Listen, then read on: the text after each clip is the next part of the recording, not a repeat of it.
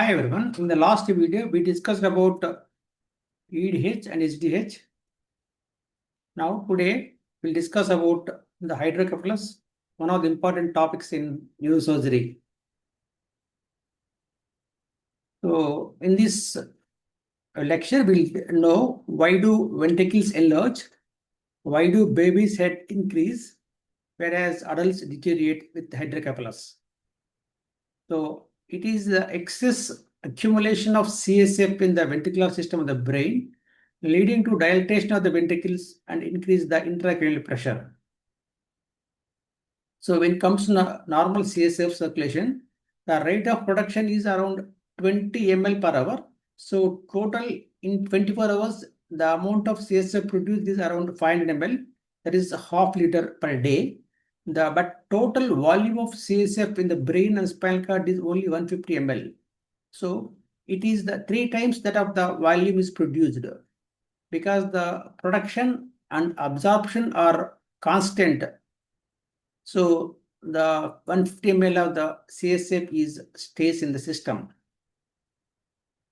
So coming to CSF physiology, CSF is clear watery fluid produced by the choroid plexus that are present in the lateral ventricle, third ventricle, and fourth ventricle. But majority of the CSF is produced by the choroid plexus of the lateral ventricle, with small contribution from the fourth ventricle, third ventricle choroid plexus. The CSF which was produced from the choroid plexus of the right and left lateral ventricles, they connect and drain to third ventricle via foramen of Monro. So lateral ventricle to third ventricle, it is foramen of Monro. There are 2 lateral ventricles, so 2 foramen of Monro connects with third ventricle. Third ventricle is situated narrow slit-like structure situated between the 2 thalami. From there, the CSF through narrow duct, it is called narrow tube, the aqueduct of Sylvius, it drains into fourth ventricle. So in the entire ventricular system, aqueduct of Sylvius is the narrowest part of the ventricular system. So aqueduct stenosis, because it's very narrow, even small stenosis can cause obstructive hydrocephalus. So from the fourth ventricle, the CSF comes out 3 foramina. One is median foramen of Mezendi and 2 lateral foramen of Luschka. Through that, it comes out ventricular system, enters subarachnoid space. Some of it may enter into the central canal of spinal cord, which is present in the center of the spinal cord. From the subarachnoid space, the CSF, they ascends and they drain into, they are called dural venous sinuses. So it is absorbed by the arachnoid granulations of the dural venous sinuses. Most important is superior sagittal sinus. So CSF produced by the choroid plexus, absorbed by the arachnoid granulations. This is normal physiology of CSF. So there are 2 types of hydrocephalus. One is called non-communicating or obstructive hydrocephalus, communicating or non-obstructive hydrocephalus. When we see the obstructive hydrocephalus, there was a block in the CSF pathway. So CSF production is normal, CSF absorption normal, but pathology here is a block in the passage of CSF. Examples most common is aqueduct stenosis. It is congenital aqueduct stenosis, and others are tumors anywhere along the path of the ventricle system can cause obstructive hydrocephalus. In obstructive hydrocephalus, there is obstruction to pathway, but production absorption normal. Next, second type is called communicating hydrocephalus, or also called non-obstructive, because there is no obstruction here. So production is normal. So even transmission of the flow of CSF is normal, but there is a problem with absorption. So what we have discussed about absorption is, it is absorbed through arachnoid villi of the dural venous sinuses. So what are the causes of the communicating hydrocephalus? So meningitis and subarachnoid hemorrhage. So why do they cause communicating hydrocephalus? Because of meningitis, the debris or exudates produced by the bacteria, they clog the arachnoid granulations and leading to defective absorption of the CSF into the venous sinus. Same way in subarachnoid hemorrhage, there is a bleeding in the subarachnoid space. The RBC, they clog the arachnoid villi and they obstruct the absorption of the CSF. So in case of communicating, there is no obstruction to CSF pathway or CSF flow, but there is a problem with absorption of the CSF. Coming to causes of hydrocephalus, there are many causes. Most common is congenital cause. Congenital aqueduct stenosis is one of the most common cause of obstructive hydrocephalus. Tumors can cause obstructive hydrocephalus. Hemorrhage, bleeding can cause infections like meningitis, but rarely excess production, which is very, very rare. So it is called by choroid plexus papilloma. It is a tumor of the choroid plexus which produces the CSF. This is very, very rare. So most of the pathology is due to either obstruction to the CSF pathway or due to a pathology of absorption of CSF into dural venous sinus. Rarely choroid plexus papilloma. So what happens if there is a CSF imbalance leading to dilatation of the ventricles? So increase in the intracranial pressure leading to compression of the brain parenchyma, and patient may herniate, patient may die if not treated. So what about the presentation in infants? The presentation in infants is different from presentation in adults. Why? The hydrocephalus infants presents with enlarged head, bulging fontanella, sunset sign. So why does this difference between the infants and adults? Because infants, the skull bones are not fused at fontanella. So when these skull bones are not fused with each other, increase in the intracranial pressure following the accumulation of CSF, it causes separation of the cranial bones and bulging fontanella. Fontanella, anterior, posterior fontanella, they bulge because they are not ossified. They are still fibrous. So they bulge and head enlarges. So it accommodates the intracranial pressure. If still become massive, it causes sunset sign. You can see in the picture, the eyes appears like a sunset, like setting sun. This cornea, the sclera, it looks like setting sun sign.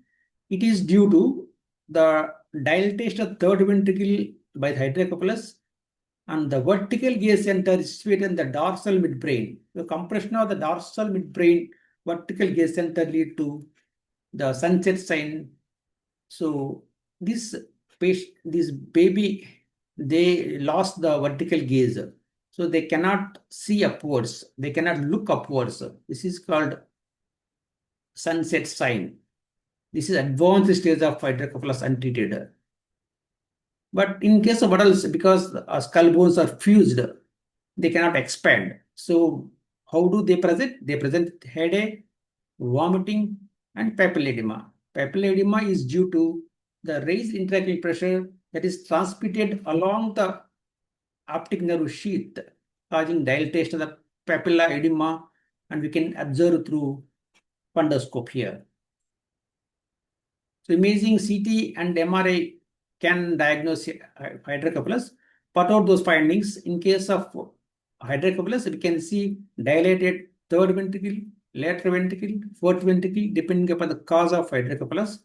And there is periventricular lucency, means following the dilatation of the ventricle by the CSF, because increase in the pressure of CSF lead to seepage of CSF from the ependyma of the ventricle into surrounding brain parenchyma of the ventricles. It's called periventricular lucency. Peri means around the ventricle, the lucency. This is due to seepage of CSF into brain parenchyma surrounding the ventricles. One is Evans index more than 0.3. We'll know what is Evans index in the next slide. So Evans index can be used on CT scan and MRI to assess ventricular enlargement. What is Evans index? Evans index is width of the frontal horn of the lateral ventricle to the maximum internal diameter of skull at the same level. First, we have to take the width with the frontal horns. And at the same level, you have to take maximal internal diameter of skull at the same level. Then we have to divide. So if it is more than 0.3 indicates it's hydrocephalus. You can see different causes of hydrocephalus. Here it is colloid cyst. It's a type of tumor causing the hydrocephalus. You can see this white hyperdense, the tumor on CT scan, the colloid cyst. Because it is situated in the roof of third ventricle, it causes obstruct the foramen Monro of both sides, leading to only dilatation of the lateral ventricles. Third ventricle and fourth ventricle are not dilated because the lesion is situated in the roof of third ventricle. It is the colloid cyst, the tumor-like thing can causing obstruction with obstructive hydrocephalus. The other tumors, like you can see here, this cerebellopontine angle tumor or vestibular schwannomas, they compress the fourth ventricle and dilatation of the all lateral ventricle, third ventricle, and fourth ventricle. These are the tumors causing hydrocephalus. So, how can we manage? The medical treatment is very temporary. Surgical treatment is definitive treatment. Then will come out what are the different types of surgical measures. One is shunting. And we put a shunt tube. It is silicon tube from the ventricular system into either peritoneum or pleura. The other is endoscopic third ventriculostomy there. And in case of tumor, you need to excise the tumor. Sometimes the primary tumor excision, it can resolve hydrocephalus. If the patient is very sick with the tumor with hydrocephalus, then we treat hydrocephalus, we improve general condition of the patient, then we excise the tumor. So what is VP shunt, ventriculoperitoneal shunt or any shunt? It is diversion of the CSF either into peritoneum or pleura or right atrium of the heart. The CSF, the excess CSF is diverted through a shunt tube which runs. Here you can see the CT scan, the hydrocephalus, this dilated ventricles, and we put a VP shunt, ventriculoperitoneal shunt. Here, the shunt tube is there in the ventricle. It drains the CSF. You can see the X-ray. The patient with hydrocephalus, we made a small burr hole here, and we passed that VP shunt in ventricle, and we brought out this tube into abdomen peritoneal cavity. This tube is tunneled subcutaneously just below the skin. It tunnels into from the neck, chest into the peritoneal cavity. That is ventricular peritoneal shunt. Sometimes because the peritoneum is, if already some surgery was done in case of abdominal surgery, if because of that, so absorption may not be reliable, then we put the case shunt tube in the pleura. So from the pleura, the CSF is absorbed. Sometimes we put that shunt tube distal in this right atrium of the heart. From there, it mixes with blood and goes. So it is a diversion of the CSF from the ventricular system, either into peritoneum or pleura or right atrium through shunt tube. So the next thing is ETV, endoscopic third ventriculostomy. This is creating a new pathway. Here, creating a new pathway. In this, we don't use any shunt tube. Here, the endoscopy passed from the lateral ventricle through foramen of Monro into third ventricle, and the floor of the third ventricle. This is the floor of third ventricle. This is perforated. So made a hole through floor of the fourth ventricle into this basal cisterns. Means cisterns present around the brainstem, like prefrontal cistern, this one. So the excess CSF that is accumulated here, it goes through that small opening into the floor of third ventricle into the basal cisterns. From there, it gets absorbed into the subarachnoid space and to the dural venous sinus. So it is a new CSF pathway. We don't need any shunt tube. It is the creation of the communication between the floor of third ventricle and basal cistern. It is only useful for obstructive hydrocephalus, not for communicative hydrocephalus. And this cannot be used for maybe babies less than 1 year or 2 years. What are the complications? The complications are many in case of shunt tubing. Most common is obstruction because the shunt tube is maybe very thin and small caliber, small lumen. And if the CSF has particles like maybe any particles, it may obstruct. The most common complication of shunting is obstruction. So then if there is obstruction, we will redo or revive the shunt tube. In case of shunt malfunction, other most common is infection, very important. And sometimes over drainage of CSF will be there, leading to formation of the subdural hematoma in the brain, because the over drainage lead to reduction of the pressure in the brain, and the subdural space they make it widened, leading to rupture of subdural veins and over drainage also there. So summary, the CSF imbalance lead to hydrocephalus, mostly either obstruction to the pathway of CSF or impaired absorption. Excess production is very rare, and treatment is either VP shunt or endoscopic third ventriculostomy. So you can watch my previous videos on EDH, SDH there. If you found this useful, please like, share, or subscribe. Thank you.